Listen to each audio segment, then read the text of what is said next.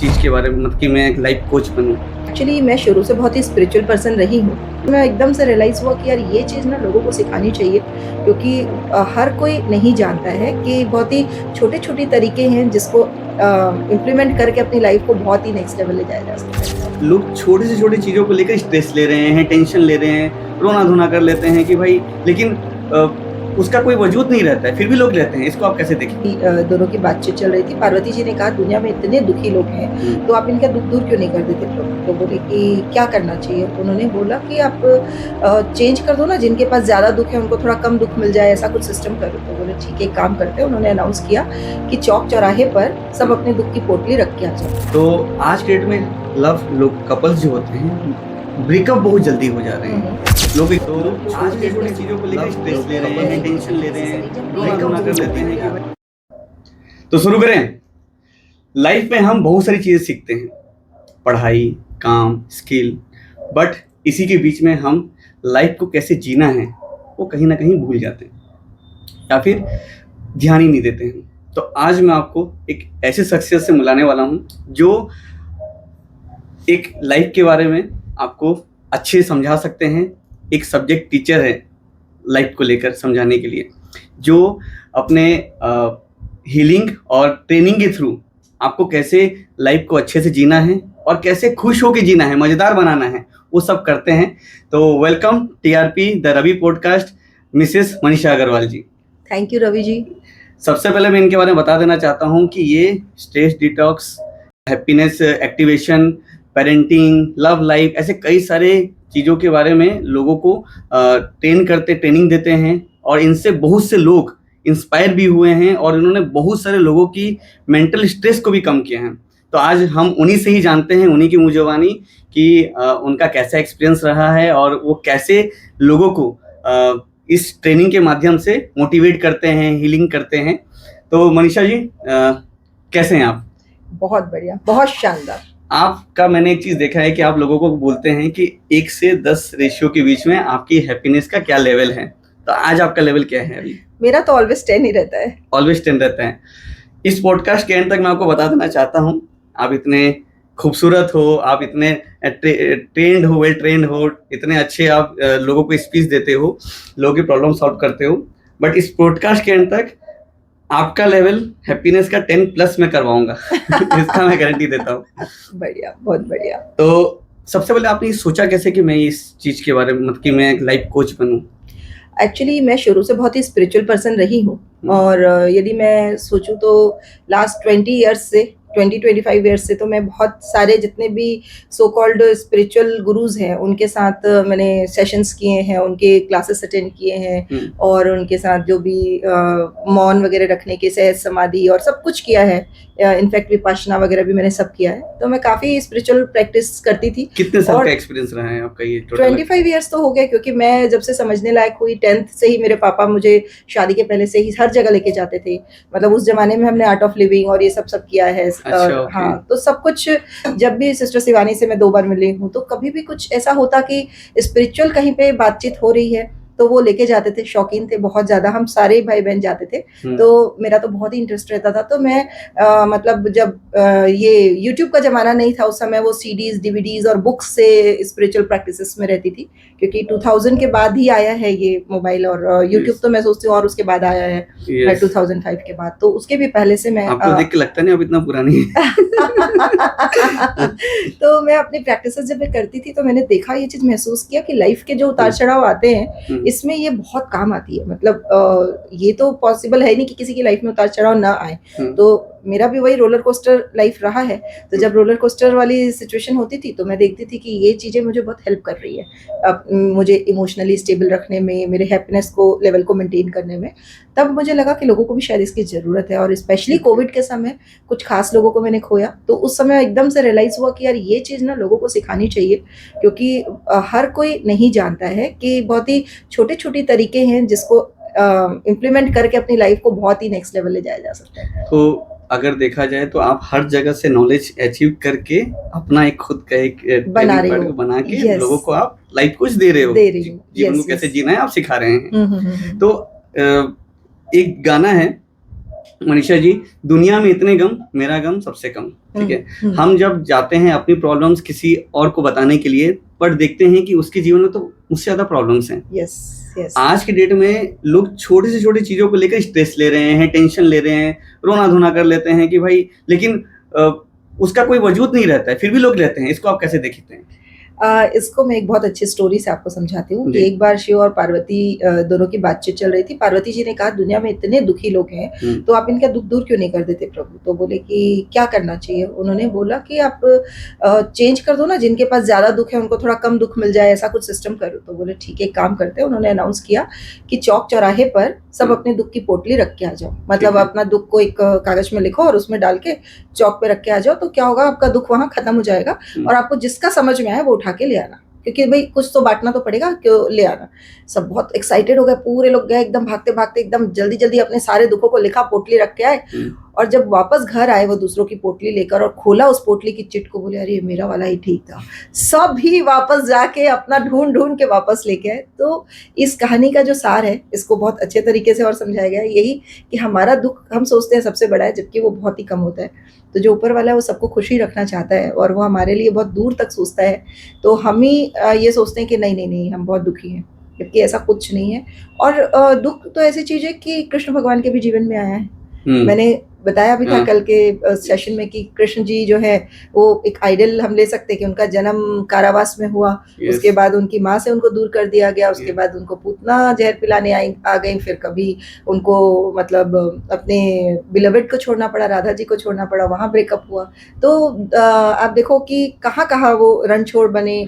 तो मतलब पूरी लाइफ स्पैन को यदि आप देखेंगे तो कहीं भी स्मूथ नहीं है लाइफ। तो हम तो फिर इंसान है, तो जब भगवान की ही जिंदगी स्मूथ नहीं थी। पर हाँ, हमारा नजरिया जो है ना वही डिसाइड करता है कि हम इस दुख को कैसे ले रहे हैं। बट हम लोग देखते हैं, जैसे कि आपने कहा कि हमारा पोटली वाला जो एग्जांपल आपने दिया कि मेरा दुख तो देखा जाए तो इसके मुकाबले में कमी है। कमी है। लेकिन हमेशा लोगों को ऐसे ही लगता है कि भाई वो मुझसे ज्यादा खुश है। मतलब हमेशा अपना दुख को हम देखते हैं, अगर हैं वो उतना ज्यादा खुश कैसे है, मुझे तो उसका लाइफ मस्त होगा यार, वो तो बहुत ही अच्छा लाइफस्टाइल होगा, लेकिन उसके दुख में, उसके जीवन में प्रॉब्लम्स चल रहे हैं। बट हमेशा लोगों को ऐसा लगता है कि उसकी लाइफस्टाइल ज्यादा अच्छी है हमारे से। उसका रीजन है, हमने जिस कलर का चश्मा पहना है उसी कलर की हमें दुनिया दिखती है। यदि हमने अपने चश्मे का कलर ही रेड रखा है तो दुनिया रेड नजर आएगी, ब्लू रखा है तो ब्लू नजर आएगी। तो इसमें हम जो स्पिरिचुअलिटी में सिखाते हैं, हम ये बताते हैं कि एक्चुअली हर इंसान की लाइफ में दुख है, पर कुछ लोग इतने ग्रूम्ड होते हैं वो अपने दुख को जाहिर नहीं होने देते, और करना भी नहीं चाहिए, क्योंकि कोई भी आपके दुख का निवारण नहीं कर सकता। तो यदि आपकी लाइफ में जो भी प्रॉब्लम्स है, आप में वो स्टेमिना होनी चाहिए कि वो आप उसको कैसे बैलेंस आउट करोगे। क्योंकि आप ये मान के चलो, मैं हमेशा एक सुप्रीम पावर पे बिलीव करती हूँ। मैं ऐसा नहीं बोलती हूँ कि केवल राम या केवल कृष्ण या केवल शिव जी या कोई भी हो, वॉटएवर, कोई भी कास्ट के हो, एक सुप्रीम पावर तो है। तो मैं हमेशा लोगों को ये बोलती हूँ कि उस सुप्रीम पावर को पता है कि मेरा बच्चा कितना झेल सकता है। जैसे कि आप किसी जिम में जाते हो और वेट ट्रेनिंग के लिए जब वेट उठाते हो, तो आपके वेट ट्रेनर को पता है कि आप 10 किलो का वेट उठा सकते हो कि 2 किलो का उठा सकते हो। वो ऐसा नहीं देगा आपको कि आप पहले दिन गए और 100 किलो का वेट आपके हाथ में दे दिया। तो वो ना आपको धीरे धीरे आपके स्टेमिना को बिल्ड करता है। तो इसलिए आपकी लाइफ में जो भी प्रॉब्लम्स हैं वो आपके स्टेमिना के अकॉर्डिंग भगवान ने दिए हैं, और वो आपको नेक्स्ट लेवल ले जाने के लिए दिए हैं। प्रॉब्लम यहाँ आती है कि हम सोचते हैं इतना भार है, मतलब उस वेट को हम उतना वेटेड समझ लेते हैं और वहाँ हम ब्रेक डाउन हो जाते हैं। जबकि हमको क्या करना है, अपग्रेड करना है खुद को। उस चीज़ों को, लाइफ में जो भी प्रॉब्लम्स आती है, हम हमेशा बोलते हैं कि वो हमें अपग्रेड करने के लिए आती है, और जबकि हम सोचते हैं हाँ बेहतर करने के लिए आती है। और यदि हम बेहतर नहीं होंगे तो वो बार बार आती रहेगी, क्योंकि जो सुप्रीम पावर है वो हमें सिखाना चाहते हैं, हमें नेक्स्ट लेवल ले जाना चाहते हैं। तो वो इस तरीके से भी हम नहीं सीखेंगे तो कोई दूसरे तरीके से, तीसरे तरीके से, और कई बार हमको लगता है हम एक लूप में फंसे हुए हैं, यही प्रॉब्लम मेरे पास क्यों आ रही है। तो बेटर है पॉज लीजिए, मेडिटेशन मोड में आइए, सोचिए कि कहाँ आप अटके हो और अपने आप को अपग्रेड कीजिए नेक्स्ट लेवल पे ले जाने के लिए। आपके ट्रेनिंग सेशन मैंने भी एक अटेंड किया है रिसेंटली, तो उसमें आपने कहा है कि स्टार्टिंग में आपने कहा मुझे सबके चेहरे पे जब तक ट्रेनिंग चले तो स्माइल चाहिए मुझे। Yes yes yes. तो ये स्माइल क्यों आपने उस जगह पे कहा? इसलिए क्योंकि मैं ऐसा बिलीव करती हूँ कि अनकंडीशनल हैप्पीनेस बहुत ज़रूरी है। और हमारा जो सबकॉन्शियस माइंड है ये हमारे इमोशंस को बहुत जल्दी पकड़ता है। ये केवल इमोशंस को ही पकड़ता है, इनफैक्ट इसको और कुछ समझ में नहीं आता है। तो इमोशंस हम यदि intentionally fake it until you make it, मैं ये बोलती हूँ, आप यदि खुश हो, दिखाने के लिए भी खुश हो ना, झूठे भी खुश हो ना, तो भी आपके इमोशंस धीरे धीरे खुशी वाले आएंगे और आपका सबकॉन्शियस इस उसमें आ जाएगा, इल्यूजन में, कि ये तो बहुत खुश रहता है बंदा, और वो खुशी को ही अट्रैक्ट करेगा, क्योंकि ये मिरर इफेक्ट होता है। आप एक मिरर के सामने खड़े होकर यदि स्माइल कर रहे हो तो आपको स्माइलिंग फेस दिखेगा, आप रो रहे हो तो रोता हुआ फेस दिखेगा। सेम चीज है मैनिफेस्टेशन में, हम ये बोलते हैं कि आपका सबकॉन्शियस जो आपका इनर स्टेट है उसी को आउटर स्टेट में रिफ्लेक्ट करता है एज इट इज, उसको ये नहीं समझता कि ये चीज अच्छी है या बुरी। मिरर के सामने वाला आपने एक बोला, तो स्टीव जॉब्स ने अपने एक स्पीच में कहा था कि क्योंकि उन हेल्थ जब भी उनको कुछ प्रॉब्लम्स होता था तो मिरर के सामने खड़े होकर वो बोलते थे कि मेरे लाइफ में ये प्रॉब्लम है, ये है, वो है, जो भी XYZ वो बोलते रहते थे। तो वो बोलते थे कि मेरे जीवन में अगर ये आज का दिन अगर मेरे लिए आखिरी दिन अगर होता तो मुझे उस जगह पे क्या करना चाहिए था, जो मैं रेगुलर काम कर रहा हूँ वही करना चाहिए था, या फिर कुछ खुद को खुश रखने के लिए मुझे जो चीज़ करना चाहिए वो मैं करता। तो जवाब आता था खुद को खुश रखने के लिए जो चीज़ करना चाहिए वो चीज़ करना चाहिए था। तो ये कितना ये सेल्फ चीज़ें खुद को इम्पैक्ट करती हैं। बहुत ज़्यादा, मतलब ये जो एग्जाम्पल आपने दिया है ये बहुत रिलेवेंट है, क्योंकि हम इस दुनिया में किस लिए आए हैं, कभी भी आप बैठ के यदि सोचेंगे तो अल्टीमेटली हम खुश होना चाहते हैं, हम सभी। आप कभी भी बैठ के सोचिएगा, यदि कोई इस चीज़ से डिनाई नहीं कर सकता कि हम क्यों जी रहे हैं, हम खुश रहने के लिए जी रहे हैं, क्योंकि कहीं भी हम कुछ भी मटेरियलिस्टिक चीज़ें जो अचीव करना चाहते हैं वो गलत नहीं है। यदि हम अच्छी लाइफ चाहते हैं, अच्छी गाड़ी चाहते हैं, अच्छा बंगला चाहते हैं, अच्छी वाइफ चाहते हैं, अच्छे रिलेशन, जो भी बच्चे की ग्रोथ चाहते हैं, ये सारी चीज़ एकदम जायज़ है, एकदम वाजिब है, होनी ही चाहिए। लेकिन इसका अल्टीमेट जो गोल होता है वो खुश होना होता है। अब हम क्या करते हैं, कई बार इस जर्नी में उसको सोचते हैं कि उस गोल पे पहुंच के हम खुश होंगे, जबकि ऐसा नहीं करना है। हमको शुरुआत से लेकर लास्ट तक खुश ही रहना है। ये सारी चीज़ें अचीव भी करनी है और हमारा राइट है, और हर इंसान का बर्थ राइट है कि वो इस दुनिया में आया है तो उसे पूरा अबंडेंस अट्रैक्ट करना चाहिए। मैं तो मनी पे बहुत ज़्यादा पॉडकास्ट भी करती हूँ और सेशंस भी लेती हूँ, क्योंकि मुझे लगता है कि हर इंसान को पैसा बहुत कमाना चाहिए। मैंने खुद भी अपनी लाइफ में बहुत बनाया है पैसा, और मैं लोगों को भी कहती हूँ कि आपका बर्थ राइट है, तो हमको सब करना चाहिए, लेकिन उसके साथ खुशी को कॉम्प्रोमाइज़ नहीं करना चाहिए। और ये बहुत पैरेलल हम मैनेज कर सकते हैं, बस छोटी सी समझ की ज़रूरत है कि खुश रहना तो छोड़ना नहीं है।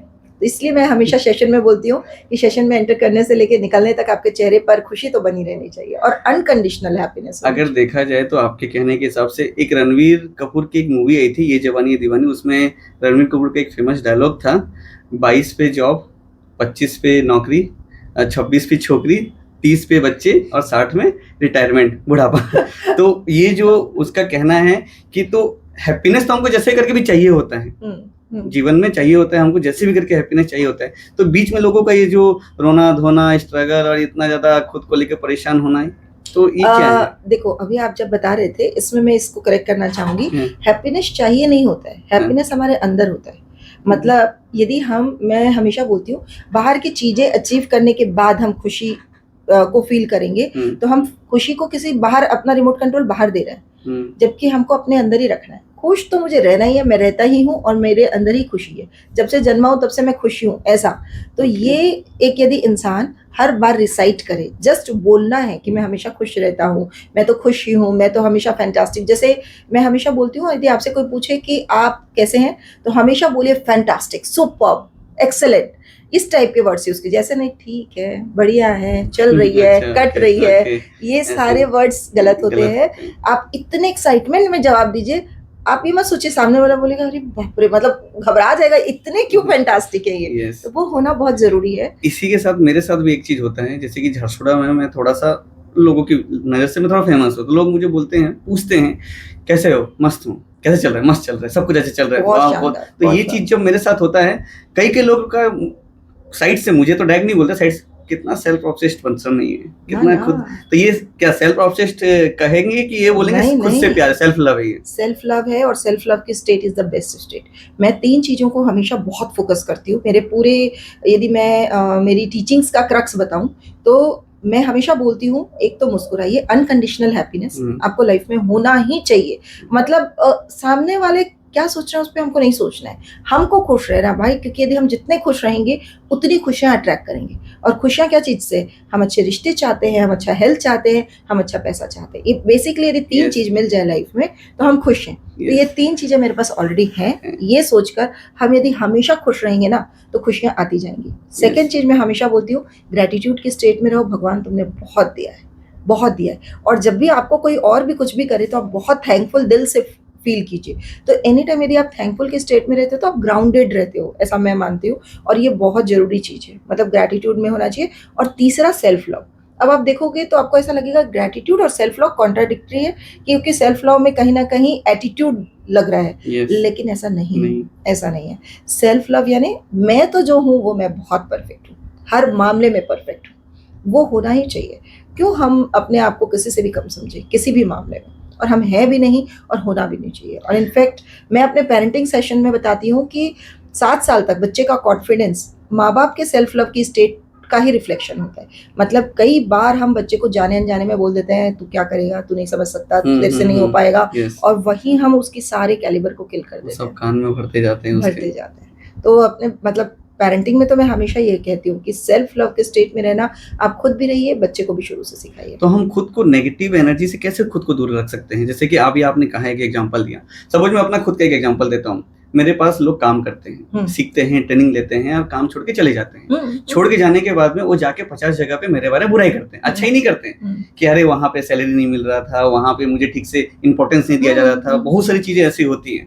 तो मैंने खुद से क्या किया, एक दिन जो लोग भी मेरे आके कान में भरते थे तो मैंने उनको बोला, मुझे पर्टिकुलर इन लोगों के बारे में मुझे मत बताना, कोई भी मत बताना, ना अच्छा ना बुरा, कुछ भी नहीं। वो अपने जीवन में क्या करें करने दो उनको, ठीक है, मेरे बारे में बोल रहे हैं नेगेटिव, बोलने दो, कुछ दिक्कत नहीं है मुझे। जब से मुझे वो चीज उन्होंने बोलना बंद किया तब से मुझे कोई टेंशन ही नहीं है, ना मेरे दिमाग में कुछ आता है, ना मैं ज्यादा सोचता हूँ। पहले मैं सोचता था कि अरे यार मेरे बारे में ऐसे जाके बोल रहे हैं, अरे मेरा नाम को बदनाम करने की कोशिश कर रहे हैं। लेकिन अभी ऐसा लगता है कि कान तक नहीं आ रहा है, कौन है वो, क्या ही है, एग्जिस्ट ही नहीं करते मेरे जीवन में। तो Yes. ये आप बहुत सही करते हो। और इसके लिए हम लोग इसको मतलब यदि मैं अपने लर्निंग वाले टीचिंग टर्म्स में समझाऊं तो ये ऐसी चीज है कि जो चीज हम चाहते नहीं उसको हम अपने दिमाग में क्यों स्पेस दें, दिल में क्यों स्पेस दें। मतलब यदि कोई हमारा एनिमी है, शत्रु है, या कोई जिससे हमारी एनर्जी मैच नहीं करती, एनिमी और शत्रु तो मैं गलत वर्ड यूज कर रही हूँ, जिससे हमारी एनर्जी मैच नहीं करती, क्योंकि आपके आसपास वही लोग रहेंगे जो आपकी एनर्जी से अलाइन है ना। तो एनर्जी की लैंग्वेज में जिससे हमारी एनर्जी मैच नहीं करती, इतनी बड़ी दुनिया है, क्यों हमको उनके पास जाना है। तो ना हम उनके पास जाएं और ना हम उनको अपने दिल में, अपने दिमाग में जगह दें। हम मोस्टली क्या करते हैं कि जो लोगों से हमारी नहीं जमती, नहीं पड़ती, उन्हीं के बारे में बात करते रहते हैं। अरे तुझे पता है वो ऐसा करता है, वो ऐसा करती है, वो ऐसा करती है, क्योंकि हम उनकी क्रिबिंग करके और हम कहीं ना कहीं अपना फ्रस्ट्रेशन निकाल रहे हैं, जबकि ये गलत है। हम उसको अपने दिल और दिमाग में जगह दे रहे हैं। और कुदरत क्या सोचती है, सबकॉन्शियस सोचता है इनको यही चाहिए, और वो उसी टाइप के लोगों को और लाके आपके सामने खड़ा कर देता है। तो इसीलिए ये बेस्ट प्रैक्टिस है कि मुझे नहीं सुनना कि वो क्या कर रहे हैं, वो कैसे हैं, वो किसके बारे में क्या बोल रहे हैं, क्योंकि यदि वो आपके बारे में गलत बोल रहे हैं तो पहले तो वो आपका कर्म काट रहे हैं। मतलब यदि आपने कभी मिस्टेक की ना तो वो सारी माफ हो जाएगी। तो ये भी एक टेक्निकल टर्म्स में बहुत अच्छी बात है कि भाई तू मेरी खूब अच्छे से बुराई कर ले, क्योंकि उससे मेरे कर्म कट रहे हैं। यदि मैंने कभी कोई भूल से कोई गलती की होगी लाइफ में तो वो कट जाएगी। तो वो तो एक बहुत अच्छी बात है। दूसरा, मुझे सुनना नहीं, क्योंकि सुनने से हम तो इंसान है, हमारा इमोशनल क्वोशंट ऊपर नीचे होगा। तो हमको तो क्या करना है, अपने इमोशंस को सेफ जोन में रखना है, क्योंकि जो जिंदगी के जो उतार चढ़ाव है ना, ये हमारे इमोशंस को अप डाउन करेंगे। हम कोई भगवान नहीं बन गए कि हमारे इमोशंस एकदम स्टेबल रहने वाले हैं या हम एकदम हैप्पीनेस में। इनफैक्ट यदि मैं बोलूँ, हम 10 से 11 घंटा भी जगते हैं पूरा जो दिन भर में, उसमें हर इंसान का यदि कोई ग्राफ हो मशीन चेक करने की तो आप देखोगे बहुत बार ऊपर नीचे होता है, क्योंकि छोटी छोटी चीजें हैं जो आपको आती हैं, अफेक्ट करती हैं, और होनी भी चाहिए, उतना सेंसिटिव आपको होना चाहिए। लेकिन यहाँ पे गेम है कि आपको वापस से अपने आप को ट्यून करना आना चाहिए। कई लोग क्या होता है, उस लूप में फंसे रह जाते हैं, उस टेंशन में बार बार ओवरथिंक करके उसके अंदर अपनी एनर्जी को ड्रेन आउट करते हैं। आपको करना क्या है, जहां एक छेदा हुआ सील कर दिया उसको, फिर छेदा हुआ फिर सील किया, आप यही करोगे। बट मनीषा जी, कभी कभार ऐसा होता है कि लोगों के पास सोचने की क्षमता कम हो जाती है, ज्यादा स्ट्रेस या टेंशन में, तो चाहते हैं कि अपना दुख दर्द किसी को जाके बताएं, जाहिर करें। लेकिन आप ही के सेशन में मैंने सुना था कि आप कहते हैं कि जाके 10 लोगों को बोलने की जरूरत नहीं है, पर्टिकुलर एक इंसान को बोलो जो उसको उसका सॉल्यूशन मिले या फिर जो आपकी प्रॉब्लम को सॉल्व कर सके। तो ये मतलब अगर मान लीजिए कि मुझे ऐसा लगता है कि मेरे 2 दोस्त हैं, उनको मुझे ये चीज बताना चाहिए, लेकिन वो सॉल्व नहीं करेंगे, लेकिन मेरे को उनको बताने से मन हल्का होता है, तो ये सही है कि नहीं है? इसमें ना मैं ऐसा मानती हूँ कि हर इंसान की लाइफ में एक मेंटोर होना चाहिए, कोई भी एक आइडल पर्सन होना चाहिए, जिसको आप गुरु बोलो, मेंटोर बोलो, जो आपको लाइफ पाथ में गाइड Yes. कर सके, जो आपको पता है कि ये इस फील्ड का नॉलेज रखते हैं। कोई जरूरी नहीं है कि वो एक्सटर्नल टीचर हो, वो घर के माँ बाप भी हो सकते हैं, आपका कोई फ्रेंड भी हो सकता है, कोई भी कोई हो, भी बट वो एक अच्छा रिलायबल बंदा होना चाहिए, एक ही होना चाहिए, वो ज़्यादा अच्छा है। और वो यदि जिनको मिला हुआ है लाइफ में, वो लोग ब्लेस्ड है, क्योंकि वो कभी भी अपने अंदर का इमोशंस, ट्रॉमा जो भी है वो रिलीज आउट कर सकते हैं। बट सबसे बड़ी दुख की बात है कि मोस्टली लोगों के पास ऐसे लोग नहीं होते। आजकल की दोस्ती कैसी है, हम लोग जज सबको करने लगते हैं। हम सबसे बस मिलते हैं, हाय हेलो, पार्टी फ्रेंड्स हैं आजकल सब। आप यस पार्टीज में मिलते हैं, उसके बाद आपको किसी की जिंदगी से मतलब नहीं, किसी को आपकी जिंदगी से मतलब नहीं। यस तो इसीलिए लोग जज करते हैं। और आप कभी कभी इतने इमोशनली ओवरवेल्म्ड होते हो कि आप किसी के सामने भी अपना शेयरिंग करना शुरू कर देते हो। यस ये बहुत बिगर मिस्टेक है, क्योंकि वो आप उससे आपका सोल्यूशन नहीं होता। और आपके सबकॉन्शियस को और यूनिवर्स को ये समझ में आता है कि ये बंदा इसी चीज को अट्रैक्ट करना चाहता है। वो जो मैंने जिनी और अलाउद्दीन की बात बताई कि अलाउद्दीन क्या मांग रहा है, जिनी को वो उससे कोई मतलब नहीं है, वो उसको लाके देगा। और जब हम बार बार दुख में हैं और दुख की ही बातें कर रहे हैं, हमारे सामने और दुख आते जाएगा और दुख आते जाएगा, और हम सोचेंगे ये क्या हो रहा है यार लाइफ में, बाकी लोग क्यों इतने खुश हैं। तो एक बार तो उस लूप को आपको ब्रेक करना पड़ेगा कैसे भी। मतलब आप एक दलदल में फंस रहे हो, पैर आपका और धंसते जा रहा है और धंसते जा रहा है, कहीं तो आपको एक ऐसा इंसान चाहिए जो हाथ पकड़ के आपको बाहर निकाले। एक स्टेप जैसे ही आप सूखी जमीन पे आओगे, उसके बाद तो आप पकड़ लोगे। तो वो कई लोगों को सेल्फ प्रैक्टिस से आ जाता है। कुछ लोग बहुत स्मार्ट होते हैं कि नहीं, कुछ भी हुआ XYZ, हमको ये नहीं चाहिए अब लाइफ में, मैं खुश हूँ। और इनफैक्ट भगवान ने हमको जो रात की 8 घंटे की 6 घंटे की नींद दी है, उसी से हम अपने आप को वापस इस एनर्जी पे ला सकते हैं कि हम वापस से रिचार्ज होकर नेक्स्ट डे मॉर्निंग में और एकदम अलग नई जिंदगी शुरू कर सकते हैं। पर लोग फिर भी यदि रात को भी बर्बाद करते हैं उसी सोच में, वो अल्कोहल लेके कंज्यूम करके सोचते हैं कि हम शायद भूल जाएंगे इन गमों को, वो सब गलत मेथड है। तो अभी अगर मैं आपसे पूछूं कि आप खुद को कैसे करते हो, तो आप खुद से सेल्फ खुद को ठीक कर लेते हो कि आपको किसी ऐसी लाइफ कोच या किसी मुझे भी जरूरत पड़ती है। मैंने शुरू से 1-2 मेंटर्स रखे हैं अपनी लाइफ में। और आज से नहीं, मैं करीब 15 सालों से मैं सोचती हूँ कि मेरी लाइफ में हमेशा एक मेंटर्स हैं जो जिनसे मैं हमेशा सजेशन लेती हूँ। क्योंकि समहाउ ऐसा होता है कि जब मैं भी कभी कभी किसी लूप में फंसती हूँ, तो मेरा वैसे एक सिंपल पैटर्न है, मुझे गुस्सा बहुत आता था। मतलब अभी तो काफी मैंने कंट्रोल कर लिया, और 2026 का तो मेरा प्रण है कि मैं 0 कर लूं। तो मुझे जब भी गुस्सा आता है तो मैं लंबी गहरी सांसें लेती हूँ 3 बार 4 बार। क्योंकि मुझे क्या होता है कि बहुत परफेक्शन मीनिया है कि हर चीज ऐसे परफेक्ट हो, ऐसा क्यों नहीं हुआ, ये चीज ऐसे, मतलब आप यदि आज कुछ अभी इंस्टेंट कुछ गलत बोल देंगे, तो यदि पहले वाली मनीषा को मैं देखूं आज से 8-10 साल पहले, तो मैं भड़क जाती थी, ये कैसे, ऐसा तो नहीं है, ऐसा तो नहीं होता है। तो मैं एकदम से रिएक्टिव हो जाती थी। पर फॉर अ टाइम मैंने समझा, जब स्पिरिचुअलिटी में इतनी आई तो मुझे समझ में आया कि नहीं, आप ऐसे रिएक्टिव नहीं हो सकते हो। सामने वाले का पर्सपेक्टिव है, यदि वो ऐसा बोल रहा है तो आपको राइट नहीं कि आप उसको क्रॉस कर दो। आपके हिसाब से वो पूरा रॉन्ग है, फिर भी आपको सुनना पड़ेगा और एक्सेप्ट भी करना पड़ेगा। आप ठीक है, अपनी जगह ठीक है, मेरा ये पॉइंट ऑफ व्यू है। आप ऐसे इतने काम होके अपना पॉइंट ऑफ व्यू रख सकते हैं। तो ये चीज़ें मैंने प्रैक्टिस के साथ सीखी हैं। और अब तो मैं सोचती हूँ कि मैं काफ़ी स्टेबल ही रहती हूँ, मोस्टली बहुत खुश रहती हूँ। और डीप ब्रीथ के अलावा रात की नींद यदि हम पूरी करते हैं तो भी एक बहुत अच्छा मतलब मेंटल स्टेट रहता है, हैप्पीनेस लेवल बढ़ा हुआ रहता है। उसके अलावा भी ज़रूरत पड़ती है मेंटोर की, और मैं तो बिल्कुल बाकायदा उनसे पूछती हूँ कि भाई ऐसा ऐसी प्रॉब्लम है। और मैंने महसूस किया है कि मेंटर्स यदि बहुत अच्छे हैं ना, आपको मतलब 15 मिनट के गाइडेंस में आप बड़ी से बड़ी प्रॉब्लम से बाहर आ जाते हो। मतलब केवल और केवल लाइफ में यदि मैं कहूँ तो हम सबके पास कोई मैनुअल नहीं है कि जब हमारे पास ये सिचुएशन आएगी तो हमको करना क्या चाहिए। हर कोई गेसिंग के मोड में आपको गाइड करता है, चाहे वो आपके फ्रेंड्स हैं, चाहे वो आपके माँ बाप हैं, चाहे आप स्कूल के टीचर्स बोल लो। हर कोई को जो पूरी दुनिया कर रही है, जो 90% लोग कर रहे हैं, उसी बेस पे वो आपको गाइड करते हैं। जबकि सक्सेसफुल लोगों का रेशियो तो केवल 5% है, और हमको तो उस 5% में आना है। तो जो लोग कर रहे हैं किसी भी सिचुएशन पे, हमको वो नहीं करना है। अच्छा मनीषा जी, जैसे कि मान लीजिए कि हमें जितना भी कोई भी दिक्कत अगर होता है, तो हमारे फैमिली मेंबर हैं, फ्रेंड्स, दोस्त, बुजुर्ग लोग, ऐसे आसपास में बहुत सारे लोग होते हैं। फिर भी आज की डेट में लोग पेड करके लाइफ कोच को रखते हैं। वो क्यों? इसलिए क्योंकि ये मान के चलते हैं हम कि वो लोग इतने एक्सपर्ट नहीं हैं। पर मैं इसको जनरलाइज नहीं करूंगी। ऐसा होता है फैमिली में, कोई ना कोई एक बंदा होता है जरूर जिसके पास काफी एक्सपीरियंस होता है लाइफ का, और वो बहुत उसने प्रूफ किया है खुद को, खुद के सक्सेस को, मतलब मॉनेटरी टर्म्स में भी, रिलेशनशिप के टर्म्स में भी, और हेल्थ के टर्म्स में भी। तो मेरा सोचना है कि जब भी आप सेलेक्ट करो अपने मेंटर को, जरूरी नहीं आप पेमेंट करके करो, आप अपने आसपास नजर डालोगे तो कुछ लोग ऐसे मिल जाएंगे, पर उस बंदे ने यदि अपनी लाइफ को प्रूफ किया है, यानी उसने एक अच्छा डिसेंट अमाउंट में अर्निंग की है, उसका हेल्थ एकदम परफेक्ट है, आज वो 60 70 80 के एज में भी हैं तो भी वो एकदम एनर्जेटिक हैं, हैप्पी रहते हैं, और दूसरा जो मैंने बताया उनके रिश्ते उनके परिवार में सबसे बहुत अच्छे हैं, फिर आप उनसे बिल्कुल कोचिंग ले सकते हो, क्योंकि उन्होंने खुद प्रूफ किया। दैट मीन्स वो आपको प्रॉपर गाइड करेंगे। बट आज के डेट में हम देखते हैं सोशल मीडिया का ज़माना है, तो लोग इंस्टाग्राम पे या यूट्यूब पे कुछ वीडियोस देखते हैं और 4-5 वीडियो देखने के बाद सोचते हैं कि मैं भी अब लाइफ कोच बन गया हूँ। तो हमें पता कैसे चलेगा कि हमारे लिए कौन सही है कौन गलत है? देखो, ये इसका कोई एकदम एग्जैक्ट पैमाना तो नहीं वो कर सकते, क्योंकि ये सब चीज़ें ऐसी होती है कि रेफरेंस के थ्रू ही हमको पता चल पाती है कि उन्होंने किसकी लाइफ में क्या इम्पैक्ट डाला, और एक्चुअली उनकी लाइफ की स्टोरी क्या है, ये सब चीज़ों को हम यदि प्रॉपर तरीके से एनालिसिस करें ना, और मैं तो बोलती हूँ कि कोई ज़रूरी नहीं कि आप एक्सटर्नल लाइफ कोच या हायर करो। यदि आप डेली मेडिटेशन की प्रैक्टिस भी कर लेते हो, केवल 10 मिनट अपनी सांसों के साथ आपको बैठना है, सांसों को ऑब्जर्व करना है, तो इस जो सबकॉन्शियस माइंड के पास इतना पावर है कि वो खुद ही आपको गाइड कर देगा कि आपको जिंदगी में क्या करना है। और मोस्ट ऑफ द मतलब मैं मानती हूँ हर इंसान को पता है क्या सही है क्या गलत है और मुझे करना क्या चाहिए। वो करता नहीं है, वो एक अलग मैटर है। आप बताओ मुझे, किसी भी मोटे इंसान को क्या पता नहीं है कि मुझे डाइट में क्या खाना चाहिए, क्या मुझे तेल की खाना चाहिए कि नहीं, मुझे समोसा, हर इंसान को पता है।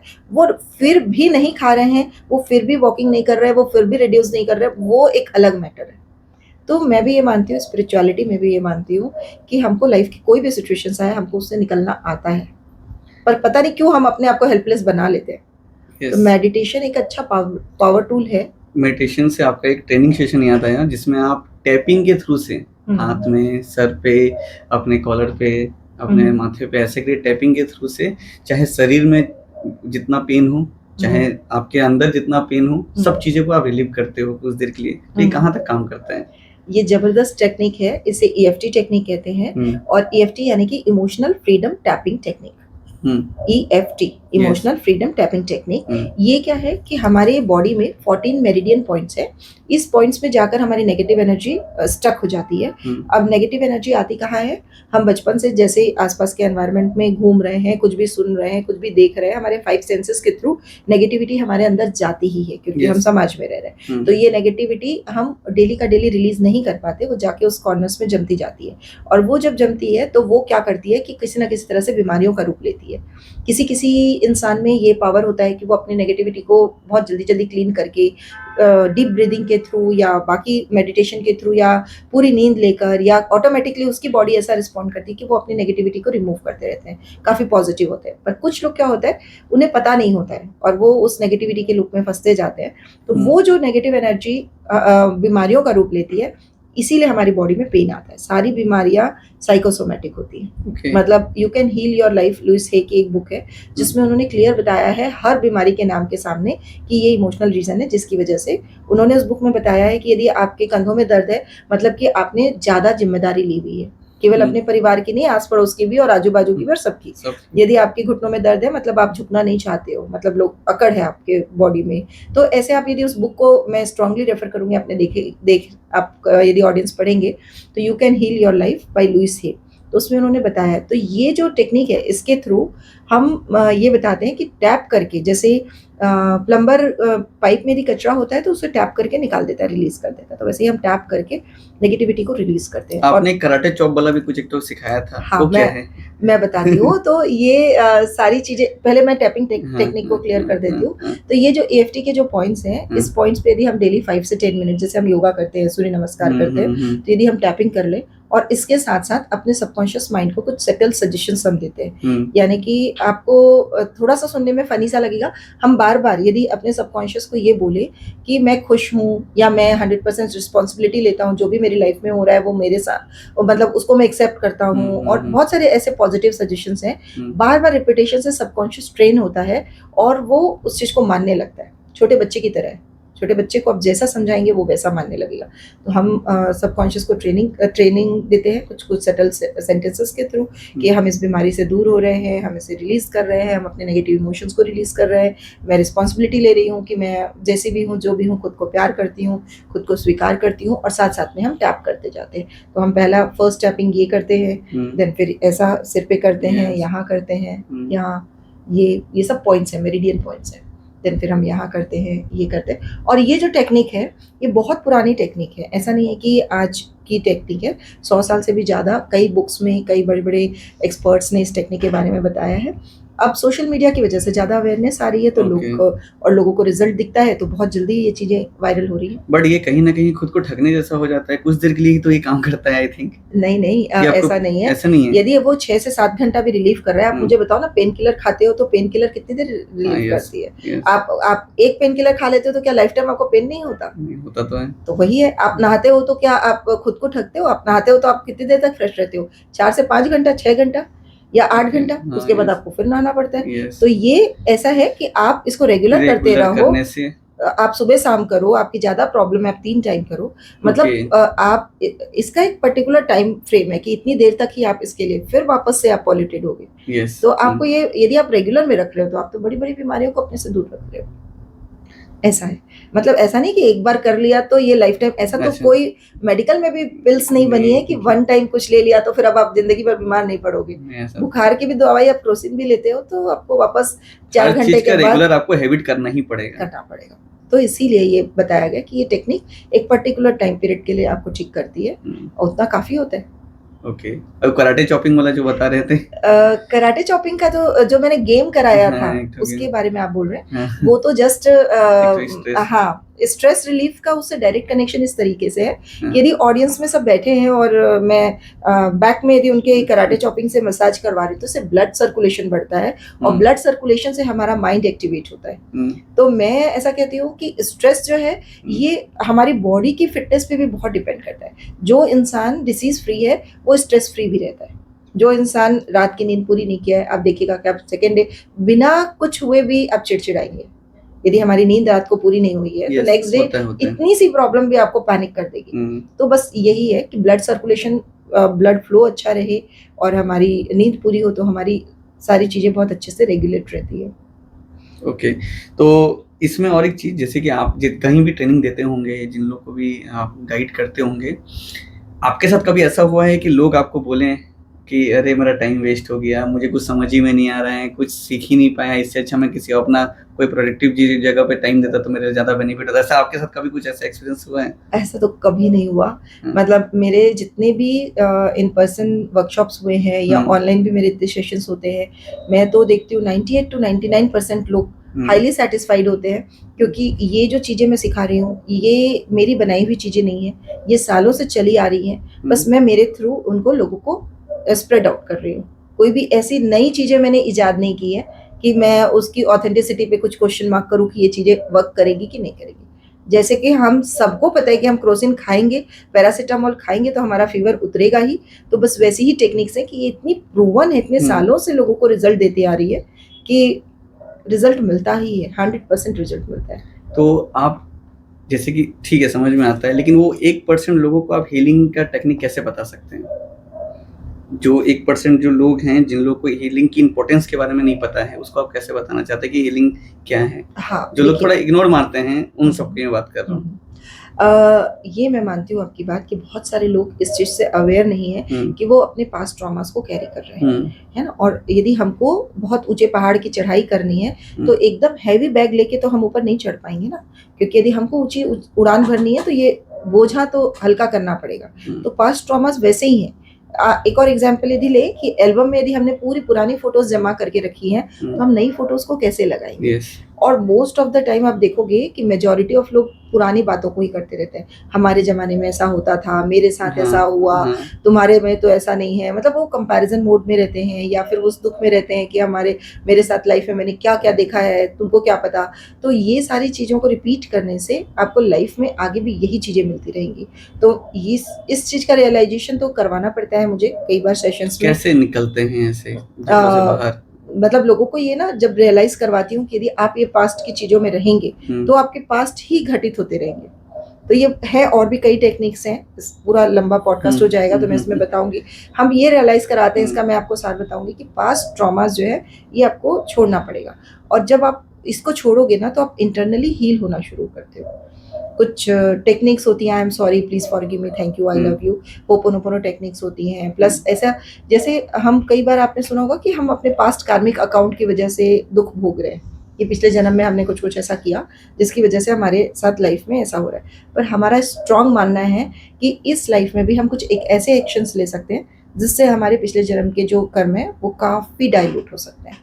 स्ट्रांगली हमारा मानना है, यदि हम कुछ नेम चैंटिंग करते हैं, कुछ ऐसी स्पिरिचुअल प्रैक्टिसेस करते हैं जिससे हम अपने पिछले जो भी जो गलतियां हमने किया उन सबको रिलीज आउट कर सकते हैं। तो कुछ डेली प्रैक्टिसेस ऐसे करनी चाहिए। मेरे कुछ मेडिटेशंस ऐसे होते हैं जिसमें मैं सबकॉन्शियस को ट्रेनिंग देती हूँ, कुछ सटल म्यूजिक होती है हीलिंग म्यूजिक के साथ, और कुछ ऐसे पॉजिटिव अफर्मेशंस के वर्ड्स बोलती हूँ कि मैंने देखा है कि केवल वो 15 मिनट 20 मिनट के मेडिटेशन के बाद, ऑनलाइन मेडिटेशंस होते हैं, लोग बोलते हैं इतना अच्छा महसूस हो रहा है, ऐसा लग रहा है कि पता नहीं सब कुछ हल्का हो गया, लाइफ से सारे दुख चले गए। तो इस तरीके से हम हीलिंग को वो करते हैं। और जहाँ तक आप पूछ रहे हैं कि हीलिंग के बारे में जो लोग नहीं जानते, उनको ना जब तक हम एक्सपीरियंस नहीं कराएंगे 1 या 2 फ्री सेशन के थ्रू, तब तक वो उस चीज़ को समझ नहीं पाएंगे। जस्ट लाइक कि नेचुरल आइसक्रीम के पास जब हम जाते हैं, वो 1 चम्मच हमको खिलाता है, हम जैसे ही टेस्ट करते हैं, भाई ये भी दे दे, ये भी दे दे, ये भी दे दे। पर यदि हम दूर से शोरूम को देख के निकल जाएं तो शायद अंदर स्टेप इन ना करें। तो कुछ लोग हैं जो हीलिंग में स्टेप इन नहीं करते हैं क्योंकि उन्होंने स्वाद नहीं चखा।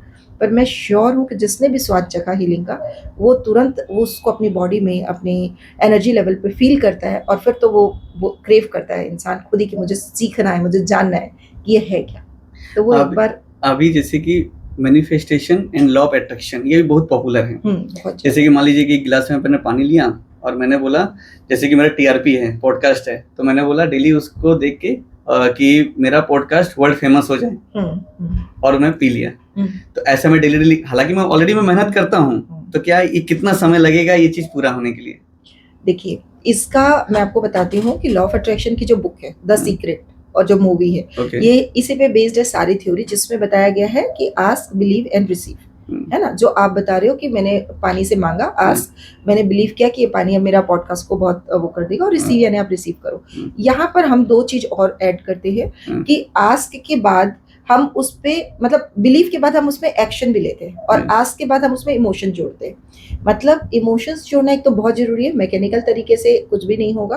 प्लस पानी में ये गुण है कि वो आपके जो भी आप बोलते हैं उसको ऑब्जर्व कर लेता है, जो जिस ऑरा में, जिस फीलिंग में आप रहते हो। इसीलिए चरणामृत का महत्व बताया गया है कि मंदिर में वो पॉजिटिव बातें होती है। तो आप यदि रोज ये बोल के पानी पी रहे हो, इसका मतलब न केवल वो पानी अपने अंदर एनर्जी घोल रहा है, उसके अलावा आपका सबकॉन्शियस भी ट्रेन हो रहा है। कहीं ना कहीं आप अपने सबकॉन्शियस को भी बोल रहे हो कि मेरा पॉडकास्ट बहुत सुपर सक्सेस होगा। तो यहाँ तक तो ये सब कुछ ठीक है। अब मेजर रोल है एक्शन का। 50% थ्योरी यहाँ तक एकदम करेक्ट है, पर 50% यानी आधी जर्नी आपकी बाकी है कि आप एक्शन कैसे ले रहे हो। क्योंकि मैनिफेस्टेशन केवल आपको रास्ता दिखाता है, वो जो पानी आप पी रहे हो पॉजिटिव अफर्मेशन के साथ, वो आपके सबकॉन्शियस को ट्रेन कर रहा है। सबकॉन्शियस में एक RAS वर्ड होता है, रेटिकुलर एक्टिवेटिंग सिस्टम। ये आप एक ऐसी चीज है, आप उसको जो डायरेक्शन दोगे वही चीजों को ढूंढेगा। जैसे मैं एक गेम करवाती हूँ कि इस रूम में आप काउंट करो कि ब्राउन कितनी चीजें हैं, तो आप तुरंत काउंट करेंगे कि ब्राउन 1 2 3 4 5 6। फिर उसके बाद मैं बोलूंगी कि स्टॉप स्टॉप स्टॉप, आप अब काउंट करो कि व्हाइट कितना है। तो जब आप व्हाइट काउंट करने लगोगे आपको ब्राउन नहीं दिखेगा। आप करके देखना, आपको जल्दी जल्दी जल्दी जल्दी व्हाइट दिखने लगेगा। यदि मैं घड़ी में बोल रही हूँ कि मैं आपको प्राइस देने वाली हूँ और ये वो, आपको तुरंत तुरंत तुरंत व्हाइट दिखने लगेगा। ये क्या है? RAS का फिल्टर सिस्टम है। ब्रेन का जो ये पार्ट है, ये क्या करता है, आप जो देखना चाहते हो आपको वही दिखाता है। तो इतनी बड़ी दुनिया में आपके लिए सक्सेस भी है, आपके लिए फेलियर भी है, आपके लिए सब कुछ है। अब जब आप पानी को बोल रहे हो पॉजिटिव अफर्मेशन के साथ कि मुझे तो सक्सेस चाहिए, मेरा तो पॉडकास्ट सक्सेसफुल हो चुका है, मैं तो इतना फॉलोअर हो गया, ये हो गया, ये पानी में जो घुल रहा है, प्लस आपका ब्रेन भी इसके साथ साथ ट्रेनिंग ले रहा है। आपका RAS उसी चीज को ढूंढने लगेगा कि अब इस पॉडकास्ट को सक्सेसफुल करने के लिए आपको क्या क्या स्टेप लेने चाहिए, आपको किससे कनेक्ट करना चाहिए, किसके साथ मिलना चाहिए, आपको वही वही सुझाव देने लगेगा। वो अचानक वैसी चीजें बनाने लगेगा। अब सारा खेल है आप कॉन्शियस एफर्ट लेकर उस रास्ते पर चलते हो कि नहीं। रास्ता उसने दिखा दिया पर वो आपको चलाएगा नहीं, वहां आपकी एनर्जी काम आएगी। यदि आप उठ के सच में वैसे ही एक्शन लेते हो, वैसे ही लोगों से कनेक्ट करते हो और वैसे ही सारी चीजें करते हो जो जो उसको सक्सेसफुल करने में, क्योंकि आधी जर्नी वो करवा दिया, आधी जर्नी अब आपको तय करनी है। तो यहाँ पर एक्शन का आ जाता है और फिर आता है रिसीविंग का मोड, जो हम लास्ट में बोलते हैं। यहाँ पर भी कई बार लोग फेल हो जाते हैं। सारा कुछ अच्छा कर लिया, 80% सब कुछ बहुत बढ़िया हो गया, जब रिसीविंग का टाइम आया हम अपने आप को सेल्फ सैबोटाइज कर लेते हैं। कहाँ यार, मेरा थोड़ी हो सकता है, मेरा थोड़ी इतना कैपेसिटी है, मैंने थोड़ी इतनी पढ़ाई की है, या मैंने थोड़ी इस चीज़ में मास्टरी की है, मैं तो अपने एक्सपीरियंस से सीख रहा हूँ, मैंने तो इस ऐसा बहुत सारे ऐसे सेल्फ बिलीफ हम लेके चलते हैं कि हम खुद को उस लेवल तक सोच ही नहीं पाते। और जब तक आप उस लेवल तक नहीं सोच पाओगे, आप उस लेवल तक पहुँचोगे नहीं।